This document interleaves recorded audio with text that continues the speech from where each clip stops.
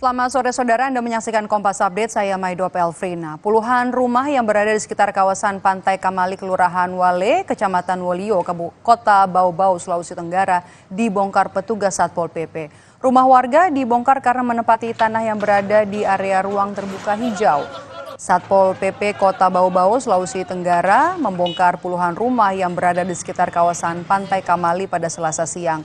Rumah warga dibongkar karena menempati tanah yang berada di area ruang terbuka hijau. Tidak ada perlawanan yang dilakukan warga karena warga yang bermukim di sekitar tidak memiliki izin tinggal. Sebelum dilakukan pembongkaran, Dinas Tata Ruang Kota Bau-Bau dan Kelurahan Wale telah memberikan surat teguran agar rumah dibongkar sendiri dan hingga surat teguran ketiga kalinya bangunan masih ada.